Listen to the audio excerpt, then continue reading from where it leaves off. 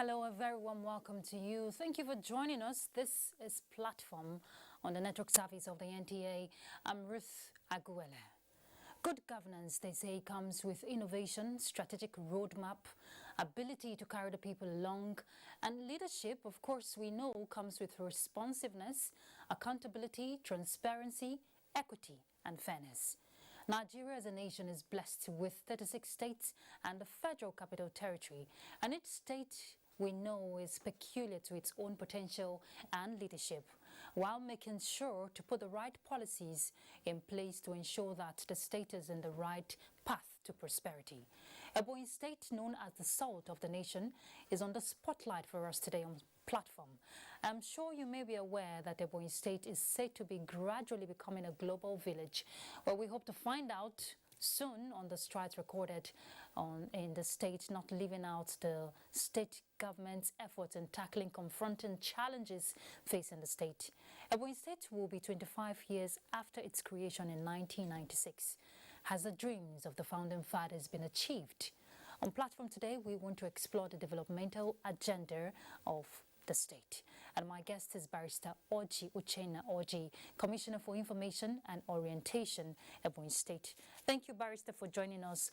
Once again, you're welcome on Platform. This is your second time on Platform, right? Yeah, thank you. Okay, so let me quickly take you through his profile. Barrister Orji Uchenna Orji had his primary education at Ugwongwo Primary School, Ishiagu, between 1983 and 1989. He also attended the then St. John Bosco campus, called at that time Ishiagu High School. He gained admission into Abia State University, Uturu, and graduated in law in 2002. He was called to the Nigerian bar as a solicitor of the Supreme Court of Nigeria in 2004. In June 2007, he was among those inaugurated in the hallowed chambers of the Ebonyi State House of Assembly, and thereupon elected as the chief whip of the House. Throughout the period, he chaired the Committee on Justice and Judiciary for the first quarter of the tenure, Finance and Appropriation for the second quarter. In the year 2014, he was appointed as the presidential nominee in the West African Examination Council WAEC International to represent Nigeria, a position he held till 2015. Barrister Orji has served as Commissioner for Agriculture and Natural Resources in Ebonyi State. He also served as a member State Committee on Coalition of the Customary Laws of Ebonyi State, Commissioner for Agriculture and Natural Resources, former Commissioner for Economic Empowerment and Job Creation, and former Commissioner for Human Capital Development and Monitoring. Today, he is currently making waves. That's what we hear as Commissioner for Information and State Orientation in Ebonyi State. Thank you once again, Barrister, for joining us. Thank you very much. We have a panelist in our midst, our judiciary correspondent here in NTA, Austin Ayembe. Thank you very much for joining us on the platform. All right, now, Barrister, we want to look at the developmental agenda of Ebonyi State. The last time you were here, you said a lot on the strides recorded and how much effort has been put in place by the state government, to tackle head-on those challenges while recording some of the achievements. Now, a few months down the line since your last time on Platform, what is the latest update you want to tell us how it's Ebonyi State progressing? Thank you very much. I must commend you for taking your time to talk about Ebonyi State and the facts of its creation and the aspirations of the founding fathers. And now I'm here to tell you about what we have done so far to satisfy the yearnings of our people. The government of Ebonyi State, under the able leadership of His Excellency, Engineer Chief David Nwezumai, has been very eventful. 2015, exactly on the 29th day of May, he came on board, rolled out programs with which to tackle the problems of the state. So the state, before he came on board, was known and called the dust of the nation. Even though the founding fathers created it and called it the salt of the nation, with the aspirations and expectations that never came until he came on board. But the governor coming on board had to identify the critical sectors. One is road, one is security, one is education, health, agriculture, of course, and human capital development, among others. In the area of infrastructure, which road is one of them, the governor thinks that given the people environment is all there is for investment to come, for industrialization to come, for agricultural development to come, and all of that. And so he aggressively pursued road construction. Today we have Ebonyi that is a global village in terms of road construction. I think apart from Lagos and Abuja, we have the best network of roads. Apart from Lagos and Abuja, we have the best flyover and the highest number of flyovers, about 14 number of flyovers by state that came just in 1996. And I can tell you that the governor is looking at many years to come. You've got tariffs for our people to be educationally and educationally developed, and also for people to be agriculturally developed, and for people to also be self-reliant and self-sufficient. Okay, and we'll definitely be looking at all sides to what you've been saying, talking about education, agriculture, health, of course, and the rest of them. But I want to focus on infrastructure for now, because you mentioned Ebonyi State has one of the best roads in the country. This infrastructural development going on, is it just in the urban centers? Is it also reaching the people down in the communities? Yeah, as I speak with you, we now have, apart from the metropolis, which is an emerging city in Nigeria, I tell you, a very beautiful place.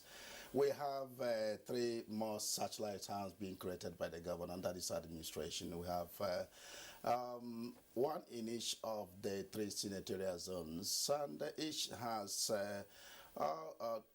dualized road, both federal and state. And we're looking at no less than a 25-kilometer road per local government. We're looking at no less than 500 number a kilometer road federal government. You're looking at that, it's not been, it has not started. That is what has been done. Okay. That is the dimension of the work done. Sorry about the usage of English there.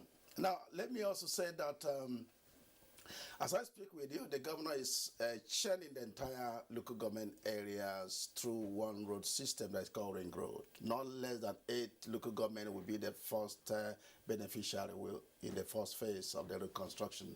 And this Ring Road will really trigger agricultural development because it's going to the nooks and crannies of the local communities. And I can tell you that this has really impacted on the interest of farmers in agriculture. And of course, even the issue of enrollment of pupils in school because of all of this development that we have seen. Now, the governor is going beyond the issue of mere development, facelift of the urban and, of course, satellite towns. He's looking at what to do, the facilities that will be created that will enhance human capital development, that will enhance economic development, strictly speaking. So what did he do? He had to build the biggest African mall. I mean, the biggest mall in Africa.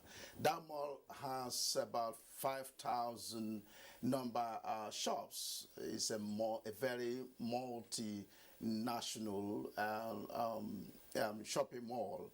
It's about 99% completion. And the governor is also building what is called international airport. That airport is factored after Abuja and Lagos. And it has 4x4 kilometer, it's sitting on 4x4 kilometer land, and it's having about 3.5 kilometer runway. The last time you were here, you said it's 60% completion?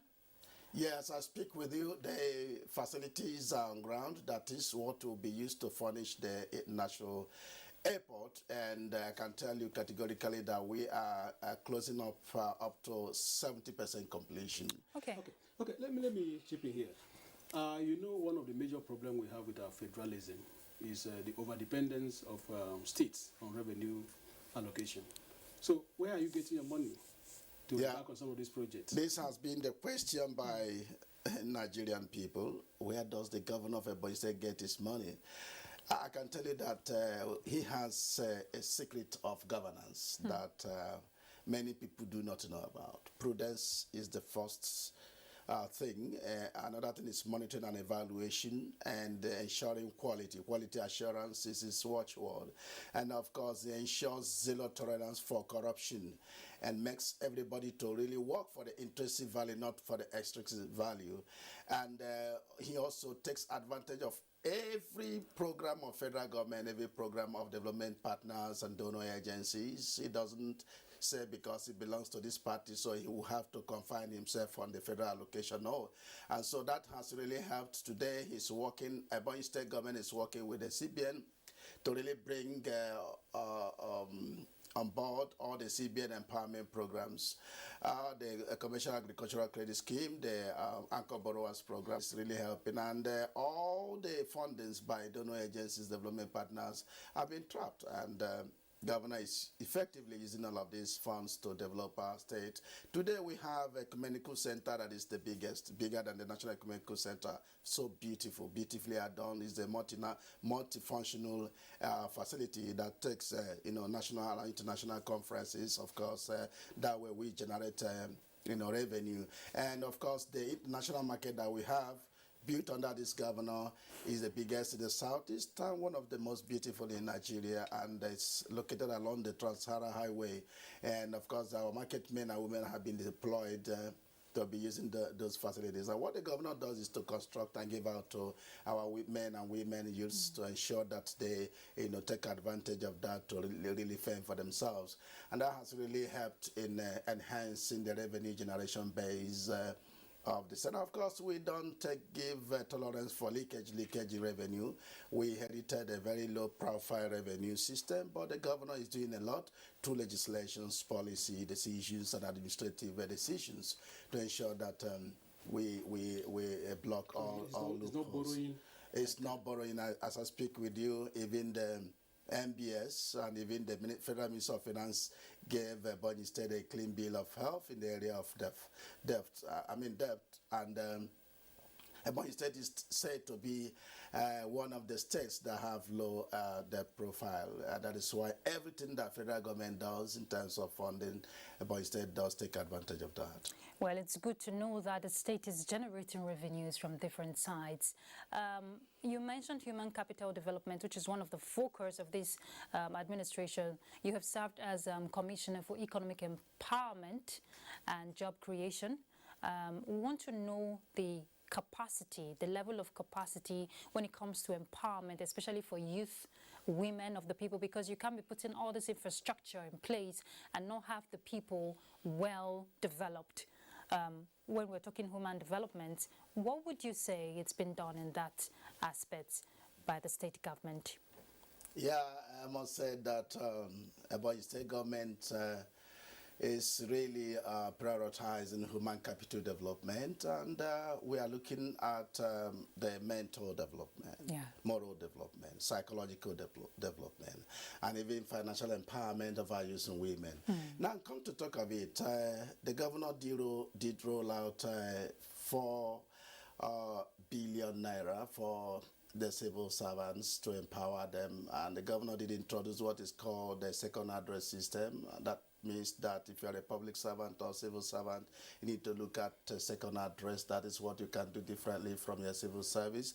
And we're looking at all the value chain in agriculture, even both from primary, secondary, and tertiary levels of agriculture. And this money was put in a basket, and civil servants of all classes, even the local government civil servants, are also have an advantage to take from the basket between 200,000 and 1 million, depending on where you are going to bow out from service. And even also building the capacity, strictly speaking, of the civil servant is also one of the cardinal policies of government. And we are looking at enhancing their capacity in the area of ICT, their capacity in the area of, their career programs. And apart from that, the youth and women who are having nothing doing in our various communities are being captured through this empowerment program. And 750 million was once rolled out, and 3,000 number youth and women were empowered with 250,000 each, I tell you. And again, the governor went to Lagos, saw men and women, that is our youth in Tobaro pushing Okada riding and hawking the streets of Lagos.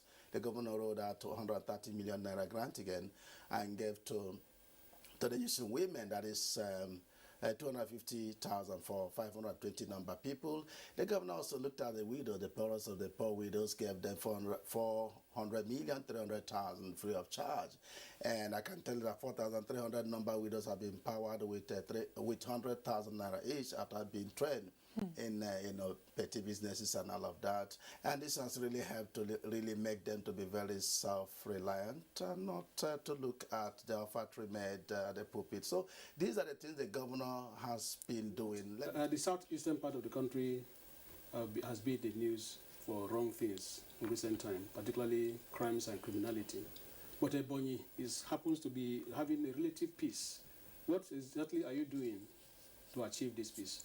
Yeah, the governor believes that governance must be people-based, that whatever policy or program that you are carrying out, you must involve the people. And when these answers came and other agitations came, of course, the issue of IPOP, the governor thinks that getting to engage them directly is the way to go. So he had to really get to the stakeholders, the traditional rulers, the town union leaders, the religious leaders, of course, office holders, former and present, despite their political coloration, to say, what can we do? And of course, leave branch was extended to all of these people out there in the bush trying to carry out one criminal activity or the other in the name of IPOP. And governor really promised them that if you could lay down your arms down, government would empower you. As I speak with you, 3 billion naira was rolled out, put on the basket, and the empowerment has commenced. I think recently about 20 people, former office holders, were given 5 million each for them to go into businesses, and 200 number of people per local government, including NSAS protesters, repented bandits, were shortlisted, and the governor is looking at giving them between 500 and 1 million per person. And if you multiply 200 times 13 number of people, you see, 13 number of local government areas, you see that is a huge investment. And if this is done, we'll be engaging so many people. The governor is looking at also redeploying the facilities he created, the shopping mall, the national airport, of course, the Ebonyi State University of Medical Sciences, giving it to the private sector to drive, and through these, our men and women and youth will benefit and will be self-reliant from that. Pertaining the security issue, from what you're telling us right now, the government has used the strategy of empowerment to stem that youth restiveness. That's what you're saying. But what about the regional security outfits that was set up some time back, talking about Ebube Agu? How much impact did it have, or is it having, rather? Yeah, the governor of Ebonyi State and chairman Southeast Governors Forum is a man of action. He talks, he does. He had to get the governors of the Southeast to have a resolution to have Ebube Agu for the Southeast. And being a federating unit, despite all of these resolutions, you still have to go back to your state to really ensure that you establish it. So the governor had to establish that. And we used to have what we call a neighborhood watch, but he came and of course had to change that fit to reflect the Southeast resolution. Now we have a Ebube Agu in the Southeast, which has its base, its command in Ebonyi State. So over 4,000 people were recruited, and that is through the consultation of all of the stakeholders I mentioned earlier, and have been trained by the conventional security, giving all the necessary gadgets necessary for civilians permitted by law to use.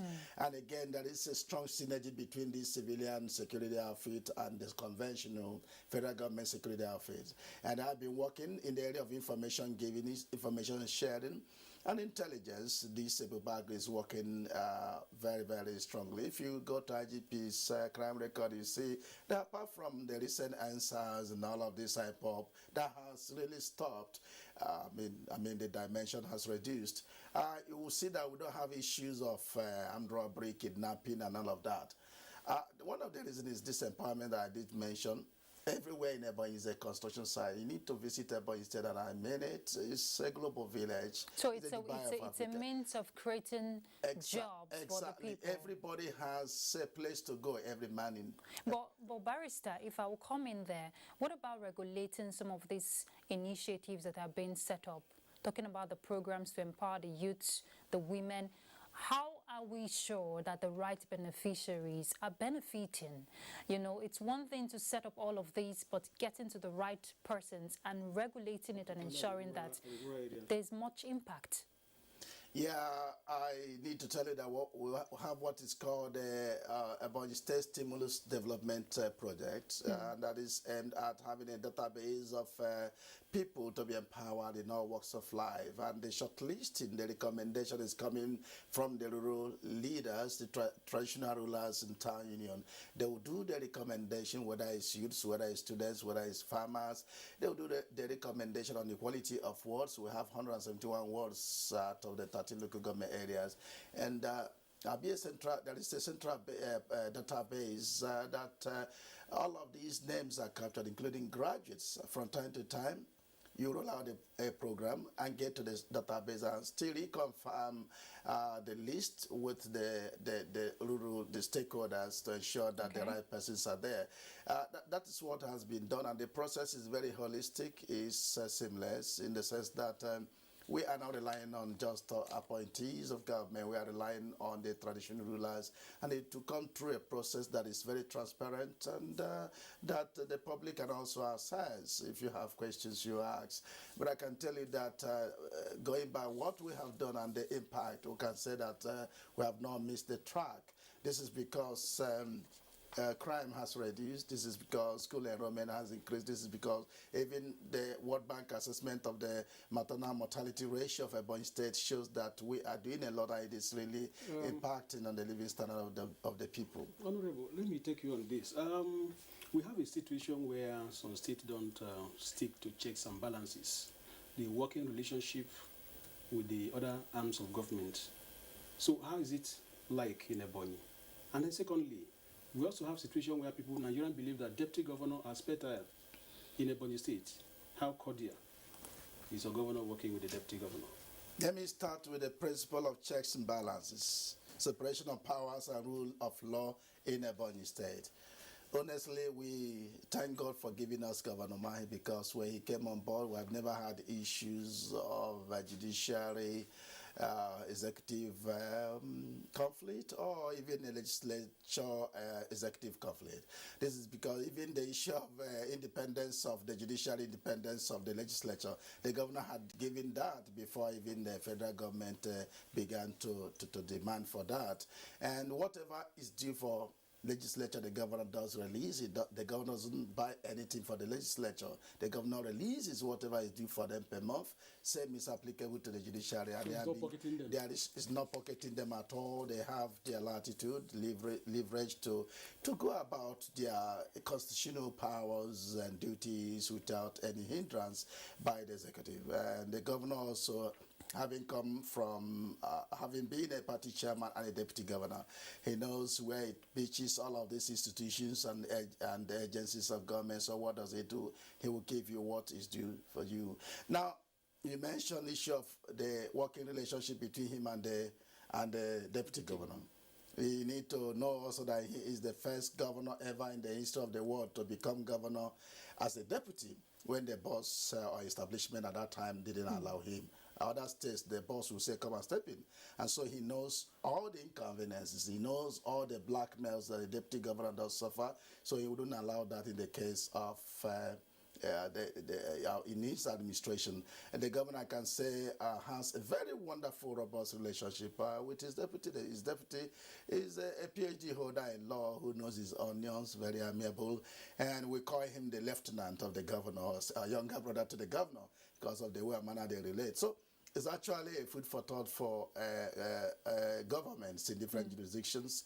This governor has got a lot of experience, and he's making a wave. He's making a difference in all forms of governance. Okay. Abakaliki Rice is a household name now. How are you keen to that opportunity to bring about food security for the people of Benin State?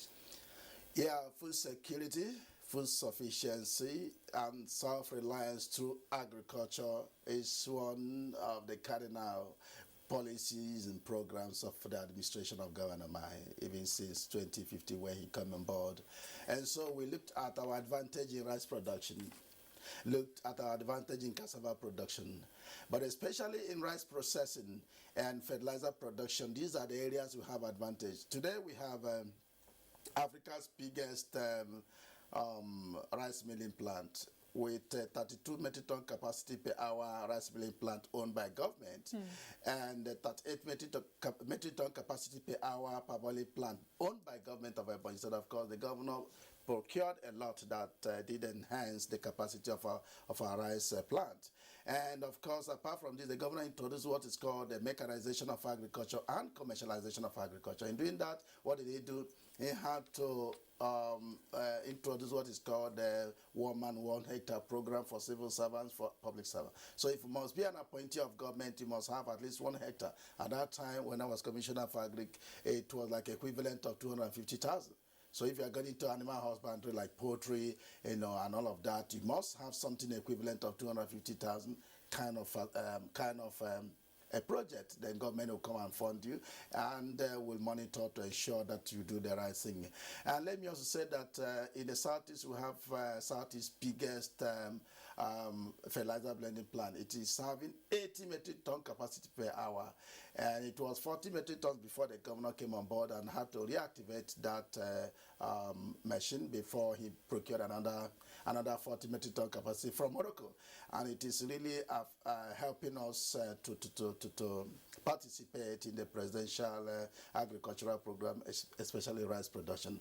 I must tell you that we have different types of farms. We have government-owned farms. We have farms belonging to development partners like IFAD, Farmers 3. We have also community farms. What does government do? We do partner with all of these development agencies and even communities to see how we can make them to be to go into mechanized farming, and that's why every year we turn out about 53,000 number of farmers, either in primary production, secondary production, or tertiary production, and that has really increased the food need of the people of Ebonyi State and its environs. It's a good thing that the state is, harnessing processing and agriculture as part of the ways to reap the benefit of whatever it is it's putting in place. But in the second quarter of this year, the National Agricultural Land Development Authority, NALDA, secured 103 hectares from the state government for the establishment of integrated farm estate in the state. We hear the focus will be on hatchery, fingerlings, and hoping it will empower 3,000 youths in the state. How is that coming up? I can say, even though I don't know the dimensions of their presence in Ebonyi State, but I can say that I'm aware that that program is going to take place in Ebonyi State. And I want to say that we have all there is for us to participate in that program. We have the farmers who have been trained, who also have the experience, the skill. We have a Ebonyi State integrated poultry farm that we are trying to give out to private sector to manage. And this is also going to be one of the facilities that can really help in enhancing that program in Ebonyi State. We also have several agri-programs. Of course, we have institutions that can help to raise the human capital. Well, you can give us a certified, detailed about the NALDA project. About his presence. Okay. I need to consult the Commissioner for Agriculture in this regard. But I can but tell you are the Commissioner for Information and Orientation. Yeah, that's what I'm saying, that the nitty-gritty of their presence, I will need to know the update. I need to know the update, but Ebonyi State government does participate very strongly in every program of federal government. And incidentally, Ebonyi State is one of the agrarian states in the Southeast where federal government thinks that it's better to really empower them to really exploit their potentials. I think it's going to be a good development for Ebonyi State if we participate in that program. Okay, let me take you to your constituency, the judiciary. as a legal practitioner, you are aware that the judiciary workers have been on strike for some periods. And the issue of autonomy, granting them autonomy so that they can decide what to do with their money. I don't know what your state governor has done in this regard. Yeah, I did tell you that even before the agitation by the judiciary workers, even before the demand by the federal government for autonomy of the judiciary, but the state government had long done that. What we do is to put the details of the budget, details of the allocation month by month, and we cut it. One for capital development, one for recurrent, and the ones that will go to the legislature, the one that will go to the judiciary, and the head of the judiciary will come and I'll pick up the bill for the month for the judiciary, and they will use it for whatever project they want, whatever thing they want to use it to do, and that has made us to have a very fair and robust relationship with them. So I've got no issue about autonomy or not autonomy in the judiciary. The judiciary workers in the Ebonyi State have never gone on strike because of issue of non-payment of workers or issue of autonomy. That is because they have seen that beyond mere legislations that we have already started to practicalize the issue of autonomy of judiciary in Ebonyi State. Just a few days ago, the governor, talking about David Umahi, rolled out or read out the Riot Act to principals. I want to focus on education now. To principals of schools, that if they don't meet up to standards, they will be demoted to, ordinary classroom teachers. What has been done when we're looking at improving the capacity of teachers to meet standards and heads of schools like that, principals? Yeah, the governor actually has declared a state of emergency in education. In 2021 budget, education, human capital development, health took the center stage, kind of priority interest of government in the budget. And the governor is not mixing words, he's not even joking about that. And what he did was to start from enhancing the infrastructural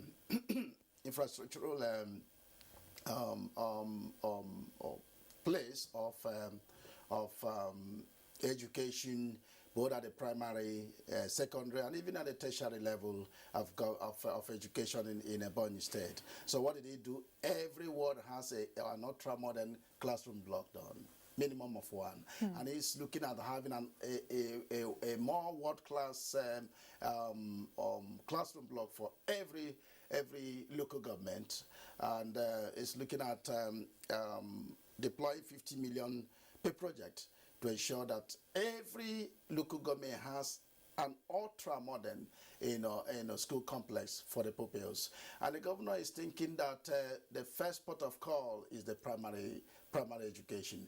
And so that is why he rolled out 7 billion naira in the past, that was in the last tenure, to ensure the training of teachers, to ensure the raising of the human capital of the teachers. And of course, he did introduce an out-of-school program that is aimed at taking our pupils who left the shores of school, taking them back, giving them counseling, and giving them free but compulsory education to go into to complete their primary and of course enter secondary school. And the governor also is looking at enhancing the capacities of these pupils by giving them different trainings.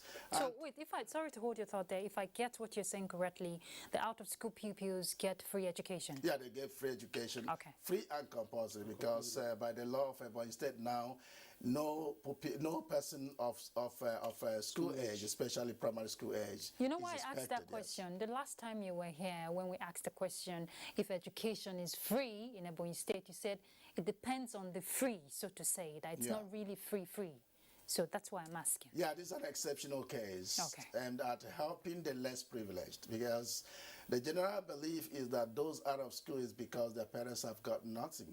And so the governor is not only introducing programs to help the parents through empowerment, but also introducing programs to help their wards, their pupils, to ensure that they get back to education.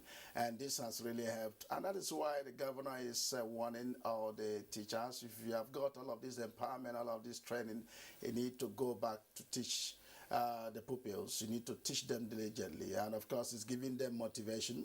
It's giving them incentives so that those who are doing well will have something, you know, to benefit. And of course, for secondary school, the same thing is applicable. Training of the teachers is going on. And I'm sure that there is a difference now. Okay, in 2019 election, Governor David Ngweze Umahi won overwhelmingly in the 13 local governments as he beat his opponent hands down. Then November 17th, he defected from the party to APC. How is the political atmosphere in Ebonyi today? Yeah, very beautiful. It's just like tracing back to the original route. That was what the governor did, getting Ebonyi people to go back to our roots of being at a party, being with the party at the center. In the history of Ebonyi State, that was created in 1996, we never belonged to opposition party, and we don't intend to belong to opposition party. Of course, that is also the philosophy or the political culture of our founding fathers in Ebonyi State, founding fathers in Southeast. And so the governor had to show them that he could even be elected as many times as possible as permitted by the Constitution if he belongs to any party. But he thinks that it's not all about him, it's all about the people. It's all about the philosophy of the people, of the founding fathers. So after emerging the second time as governor of Ebonyi State, he had to relaunch Ebonyi State. And he's also planning to relaunch the entire Southeast to the mainstream of national politics. That is just the crux of the matter. I call it the philosophy, the medicine and jurisprudence of the matter. And it is helping us a lot, because if you are talking about marginalization and you have to put yourself in a place you'll be naturally marginalized, is it somebody's fault? So you need to do your best to show that you are ready not to be marginalized. And now that Ebonyi State is with the party at the center, we're looking at other states, 2 other states joining very soon. That way, Southeast can say that we are ripe. That way we can say that we have got no reason to be marginalized. And so it is very important that everybody in the Southeast knows this. And the governor, being chairman of Southeast Governors Forum, has been speaking out on how best federal government can really touch on the living standard and the economic development aspirations of the people of the Southeast. And we can only do that if we extend the hand of fellowship to the rest of the country. And this is really going to help us a lot. It's an opportunity for you to clear this. People feel in some quarters that his defection was to pick the presidential ticket in 2023.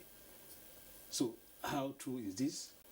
Well, a lot of people do express a lot of political sentiments. Some are not correct, like in this case. It's not correct. When he became a deputy governor, God spoke to him. God spoke to the necessary people, and he became. When he became governor, people said it was going to be impossible. And in fact, he was even thinking of going to continue his business, but God spoke to him. And God spoke to people, and they said he must be there because you know where he pitches the people. The governor's concentration is how to deliver the ATM mandate given to him by the people of Ebonyi State, nothing more, nothing less. But as chairman of Southeast Governors Forum and as a visionary leader, he thinks that he needs to behave like Zik. Zik never worked with opposition. If you look at the pre-independence political party system, the NCNC that he formed, if you look at the NNDP that's about Macaulay formed, this is a national party, and he was at the forefront of it. In the Second Republic, even First Republic, the same thing happened. The Zik never went to opposition. Even when he was being wooed by opposition parties, he said no. And so even the NPA, the Northern People's Congress, People's Congress, yes, in the First Republic, Sir Nnamdi Azikiwe had to really form alliance with them to ensure that the national government was formed. In the Second Republic, where we have MPN and MPP, the same thing happened. Southeast produced vice president because they belong to the party at the center. And so in 1999 till 2015, when PDP got broken, got destroyed by the power players at the center. Southeast, of course, including Ebonyi, had always remained with the party at the center. That is just the reason why my governor decided to go to the party at the center, and we have a lot to benefit from that. We have unfettered access to federal government empowerment programs. Of course, in the integration process, we can say that we are eligible. We have all the potentialities to be coming into that nation. But don't forget, what is important is that the governor at the state level has made a difference. He's a world-class leader, and if people like him are made to be president of this country, the difference will be clear. Okay, good to know that he's a man who wants to leave strong legacies. From what we're seeing, we're hearing, also from you. Most of these projects, or what rather initiatives that the government has set in place, are long-term. And if we look at his remaining years, just less than 2 years, so to say, how is that going to be sustained, and how is that going to be achieved within the short period of time? Thank you very much. This is my boss, the governor of Ebonyi State. Is a methodological governor. He started with environment. He started with creating economic facilities. Now he's looking at developing the human capital and also getting the private sector to drive the environment he has created. So in ensuring sustainability, he's linking all of these facilities up with private sector. The multi-million naira University of Medical Sciences, the best in Africa, I'm not exaggerating, you need to come and see it. That is having a center of excellence for the treatment of, cancer, blood diseases, and even heart diseases. The governor just handed it over to the Catholic Conference to handle. That is private sector-driven investment. Of course, we're looking at 10,000 number of jobs that will be created, revenue that will be generated. So through a memorandum of understanding, the private sector will now have a lot to partner with state government to really impact on the development of the state. Will that ensure continuity even when he's gone? Yes, yes. Okay. That is what I'm saying. Even the shopping mall, what the governor is doing is to also redeploy it or redistribute it to individual persons, including you and me, as well as they're going to stay in Ebonyi State, of course, through cooperatives. So these 5,000 number shops will be owned by individuals. And that way, MOU and of course, a CFO will be given to you so that no government, no successive government will take it from you. And that's the plan of government for all of these facilities, including educational facilities. The governor recently, not up to a month ago, gave not less than 5 secondary schools to private sector to drive. That is mission schools, for it to be mission schools. And the government is thinking that all the facilities that will trigger the economic development should be given to private sector to drive, because government is not a good businessman. And so that is going to ensure continuity and sustainability. But beyond this, the governor is making legislations that will ensure that no successive government will upturn what has been done that will better the loss of the people. And of course, through ease of doing business, investors are being attracted, and through also e-governance process, investors are showing interest in Ebonyi State. And the governor just recently stated that the president is going to be commissioning about 20 successfully executed projects in the next couple of weeks, so to say. Correct me if I'm wrong.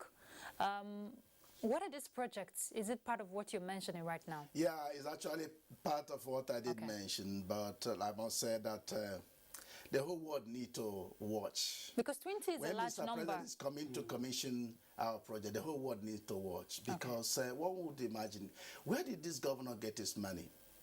Is it the flyovers, like I said, 13 in number, getting to 14?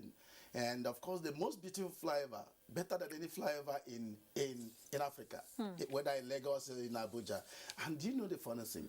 These projects, especially these flyovers, are built by indigenous workers, both skilled, not skilled, semi-skilled. They are the content of the local, and it's really something that we need to really watch. And I want to say that what the president is going to commission is what is going to be Africa's biggest in all its ramifications. We have a kind of road construction concept that no any other government has done. That is construction of road by concrete pavement. This concrete pavement has 50 years guarantee. I am not exaggerating. And he's the first to introduce it. Dangote is doing that in Lagos at Papa Road. And if you go there, you see there is really a novel that we need to all copy. This is what Mr. President is going to commission. We have a President Muhammad Buhari light tunnel. It's an African concept. It's a four-way light tunnel that has about 96 span. You need to see it. It's so beautiful. It's like, we call it the face of a boy. The moment you reach there, you will ask yourself, am I in Dubai? Am I in advanced countries of the world? We have an ultra-modern, I call it three-arm government house that is housing the governor's lodge, the governor's office, the presidential lodge. It was built within 2 years, but I can tell you, no government has as beautiful as that. You need to visit that. And many more to tell you. The governor, of course, is thinking about also getting the president to flag off, or rather to do a flag off of the construction of the international airport. Barrister, that is also part of what Barrister, let me allow Mr. Austin here comment, because we're running out of time. Let's leave all this let's create a suspense. Like you said, the whole world needs to come and see. So let's wait and see how big, and innovative these projects are going to come that day. So, Austin, your final question. Honorable, before we conclude this interview, I would like you to comment on the ongoing strike by resident doctors. How is it affecting the healthcare delivery in Ebonyi State? Yeah, it is important that all people should play by the rule. And while we are looking at addressing all the needs and welfare needs of people of different walks of life, especially those who are committing their lives, committing their skills to the service of mankind, we must also look at doing all of these things within the confines of the law. I wouldn't comment so much. It's a federal government health workers issue, but I will need to talk to the two sides of the issue to see how they can resolve on a round table. That is what the governor does whenever there is any dispute in my state. He will need to really expose them to the issues, why he cannot do this or do that. And I will see and understand. Time has come when we must all expose our budget, expose our spendings to all the stakeholders, so that they will appreciate our predicament and inconveniences that governments are undergoing. And I think that we should have human face in all of these agitations, and we must play by the rule. That honestly is going to be my contribution. Okay, that's your office, orientation, information. How are you facilitating efforts to ensure that people comply? When we're talking COVID-19 vaccines, get their jab. We're in the stage of the second doses.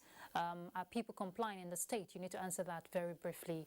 Yeah, Ebonyi State has been very lucky. When it started in last year, I think that was in March last year, we had a virology center, of course, the biggest virology center in the Southeast. And we used it, we converted it to being a center of excellence for the treatment of COVID-19. We had to deploy the centers, or rather redistribute the centers to the different zones of the state. And today, we're having minimal case of COVID-19, but part of the reason why we're having that minimal case is sensitization.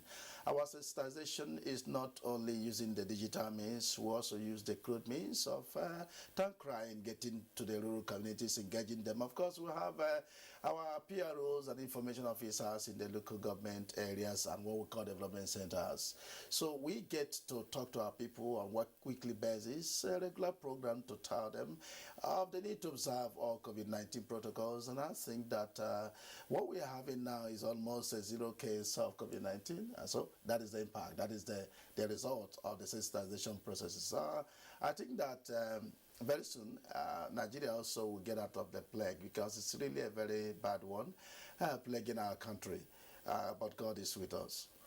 And if you come in here again, before I let you go, Barrister Orji, Tourist attraction. Ebonyi State is blessed with some tourist sites, and with all these facilities you're mentioning, all these executed projects that will be commissioned very soon, is the state government going to harness some of these? Potential. Yes. Yeah, we actually have tourist potentials, both culturally, of course, the one that is called man-made places of attraction. Like we have Africa's biggest water fountain. It's located underneath the President Mohamed Buhari Light Tunnel is a place to also be. And we have so many facilities that can attract tourists, and this is going to also increase our revenue base. It's part of the issue that we want to develop.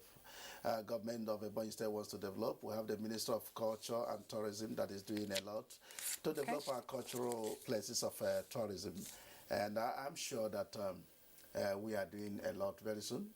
All of these things will unfold. You know, when you were reeling out all the projects we're going to be seeing, or rather that you want the world to see, you make it sound so tempting. So I'm thinking, you know, I know a lot of Nigerians will be thinking, this Ebonyi State, we really need to come visit. So thank you very much for your time, Barrister Orji Uchenna Orji. Thank you very much. Thank you, I appreciate it.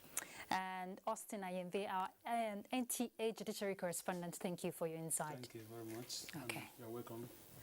All right, so we've been looking at developmental agenda of Ebonyi State. So much from what you've heard, the Commissioner for Information and Orientation for the state has said that there's so much the state government is doing to improve the lives of the people in the state and make Ebonyi one of the best cities in Nigeria.